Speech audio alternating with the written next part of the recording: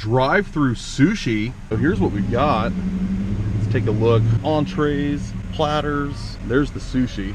I'm gonna do a spicy tuna roll and a spicy salmon roll. Look at that, they've got eel, nigiri, all the different sashimi. To have this type of selection, and probably not too bad of a price, no matter what part of the world you live in. Hi there. Hey, how are you? Good. I want to get a spicy tuna roll and a spicy salmon roll, please. Okay, you live in 96? Okay. How are you today? Good. Good. Everything good. Thank you. Everything good. Got to sign the receipt. Awesome. Thank you. Thank you. All right.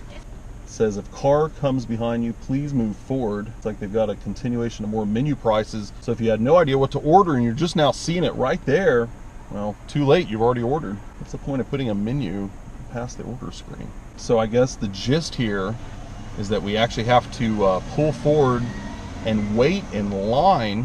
We've got other cars in front of us. Let's put this back where it needs to belong.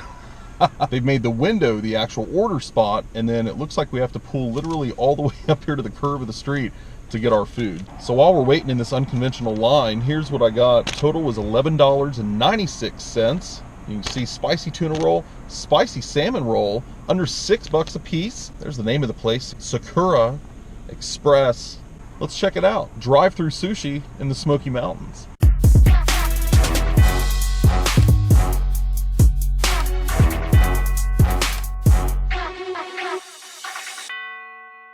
Welcome back, everybody, to an all-new fast food pit stops. I'm your host, Justin. I'm here at a drive-thru, a sushi drive-thru. Now, I've never been to this place before, but it's also like the only place I even have around that just advertises sushi without me having to go to a Chinese buffet and then go over to the table where they have the pre-assembled sushi already kind of done out. You don't know what it's made. You don't know what's even in it. Sometimes you check the local pound. There's a few cats missing. You know what I mean? So I came here to SAKURA Express and I got their spicy tuna roll and spicy salmon roll for a grand total of $11.96 for two.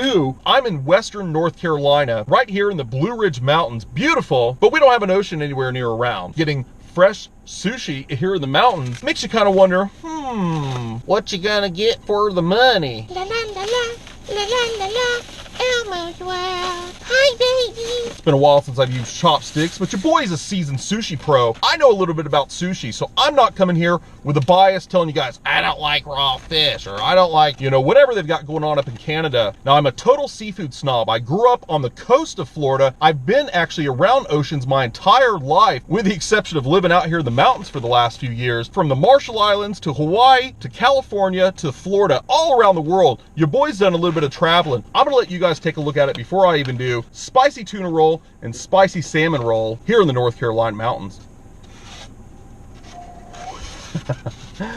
Oh, how does it look? It's pretty. Definitely got a little assortment here. Raw salmon and raw tuna, both the spicy rolls. And we've got our soy sauce here, of course, some ginger and wasabi. Most wasabi that you see here in the United States is nothing but colored horseradish, because real wasabi is actually pretty expensive. But it still gives that kind of that spicy effect, that kick a lot of people like. The pink is going to be, of course, the salmon, and then the darker color here is going to be our tuna. You can see there that really nice pink salmon. There's a seaweed roll inside, fresh cucumber. Then we flip it around here. And we've got, of course, that spicy sauce. God, already dropping out of my hands. I think this fish is still alive. Let's check it out. Spicy salmon roll from the North Carolina mountains. It's nice and cold. I hate getting raw fish items, raw seafood, and it sort of have a tepid or even like a room temperature to it. A lot of times when I'm reviewing stuff, of course, I'm taking into account things like the food temperature, how fresh it tastes, not just the way it looks, not just the way it feels, but also just the way that it goes down. Cold and fishy, cold and ricey. I apologize. In my last few reviews, I've stopped doing that first bite, big bite. I don't know why I'm forgetting that, so let me make up for it. Let's call it a first bite, big bite, and then we'll talk about it. Big bite.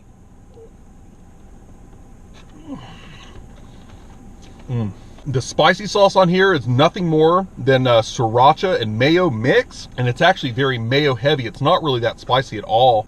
Let's pull a little bit of that salmon out because I want to show that off, sort of see how fresh it is, kind of what they're using. What they've sort of done is they've minced it up. So instead of getting chunks of salmon, you're kind of getting minced up salmon. But there it is. Definitely raw. Little cucumber pieces there. So they're mincing up the cucumber, the salmon, all the little things, and sort of sticking it in this generic looking little sushi roll.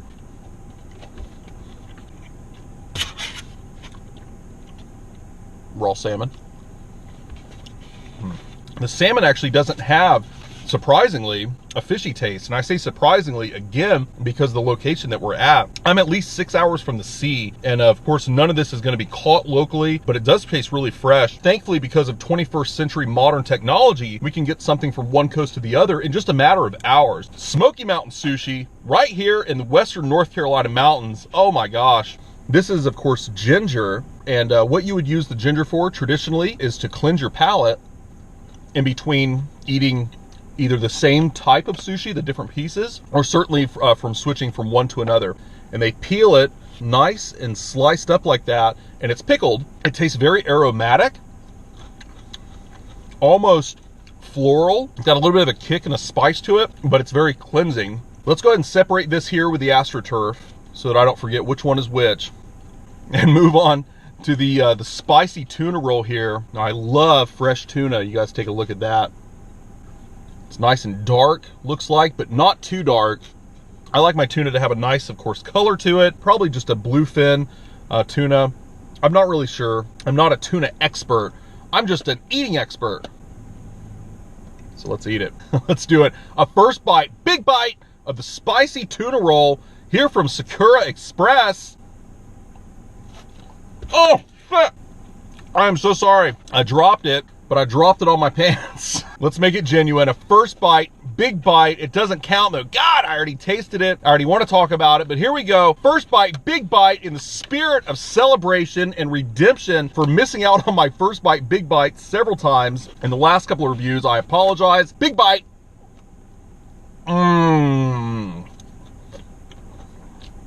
That was so worth it.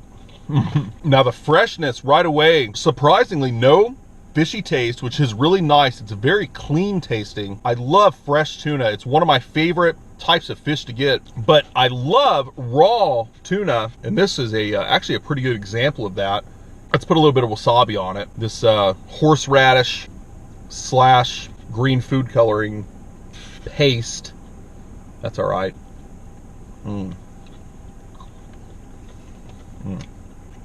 It's got a kick. It tastes a lot like the effect you would get from cocktail sauce, like from shrimp in a cocktail sauce.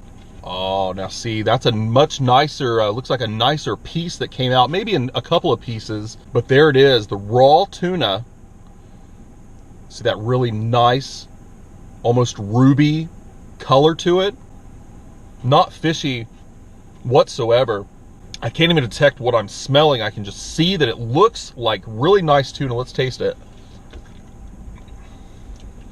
Almost no detectable taste. You know you're eating fish just because you can taste the flesh of it. Not half bad. I'm actually going to probably rate both of them exactly the same rating here.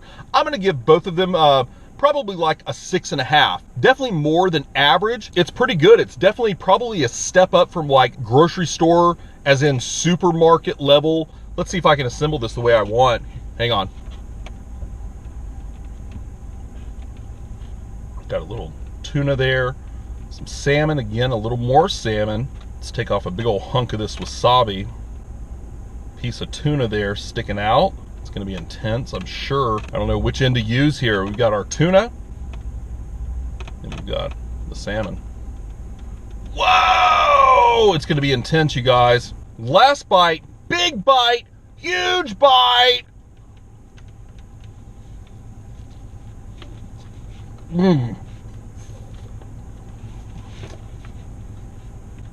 Whoa, remember that wasabi in the middle? Yep. The quality of the fish here was surprisingly good. And even though it wasn't a total 10, I was expecting actually a lot less. Also, I did announce the winners for the Carolina Reaper giveaway that I did at my 10,000 subs video. So make sure you go back to that video, check out where your comment is if you didn't get a reply from YouTube. I know YouTube's been having problems apparently with notifications as it is. And while you're checking that, make sure you're even subscribed to my video. Maybe you were a subscriber before, please double check and hit that little bell icon so that you can ensure that you're getting notifications from your boy when I upload a video. But as always, thanks again everybody for checking out another great review here on Fast Food Pit Stops. I'm your host, Justin. You know you love it. You came back for some more of it. I'll be back for another fast food review. Bye, everybody.